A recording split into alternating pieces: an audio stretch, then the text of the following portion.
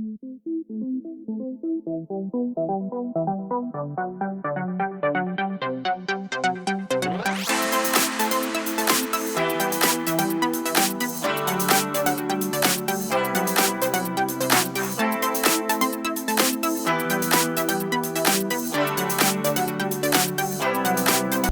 Android One smartphone for 2018. This is the successor to 2017's Mi A1, which was very successful. The phone is made out of aluminum. It's unibody, so there's no moving parts. It feels premium in the hand, and fingerprint smudges don't show as much on the backplate. However, I always used mine with the included soft TPU case. On the front, up top, there's the sensors, earpiece, front camera, front flash, and the notification LED.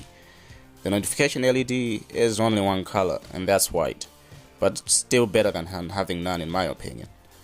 Below that, there's the 5.99-inch display. To the left, there's a SIM slot which supports dual SIMs, but sadly no expandable storage. To the right, there's the volume rocker and the power button.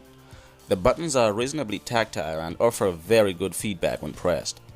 Up top, there's the secondary microphone and the IR blaster, which can be used to control various electronic equipment.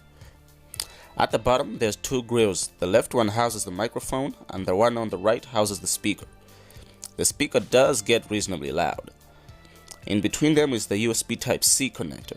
And as noticed, the biggest disadvantage of this phone is that it comes with no headphone jack. But a USB-C to 3.5mm dongle is included in the box. The Mi A2 comes with a 5.99-inch LCD panel with a resolution of 2160 by 1080, which gives it a pixel density of right around 403. Due to the taller 18 by 9 aspect ratio, Xiaomi resorted to using on-screen keys for navigation, so there's no capacitive keys on the A2. The display has very good viewing angles and the colors are great for an LCD panel. Not as good as an OLED panel, but still good nonetheless. The display is excellent for consuming media. The only disadvantage of the display is that maximum brightness could be better. Also, most media still use the old 16 by 9 aspect ratio, which causes black bars to the sides of the screen. The Mi A2 comes with a Snapdragon 660 chipset, 64GB of storage, and 4GB of RAM. There's also a variant with 6GB of RAM and 128GB of storage. Running the device through benchmarks, it scores way ahead of old flagships such as the Samsung Galaxy S5. In fact, the Snapdragon 660's performance is actually on par with the older flagship grade Snapdragon 820, and it shows in everyday performance as well. Apps open up very fast and are kept in memory for a very long time, which makes multitasking a joy. Switching between open apps or using split screen mode is handled with ease.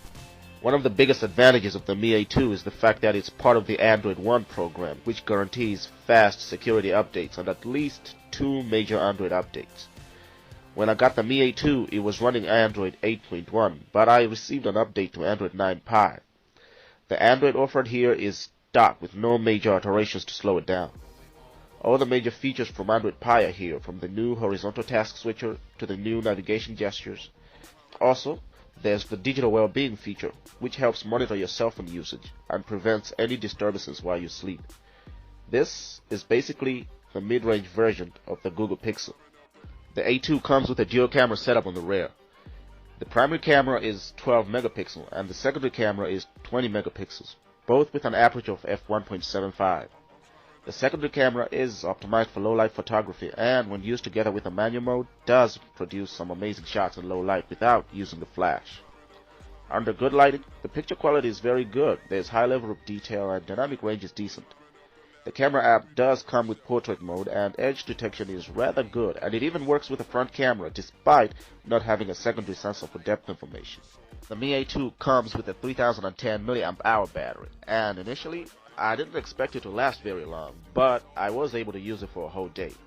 I was getting screen on times of about 5 hours, which is quite alright, and when that battery does run out, charging it is a fast process.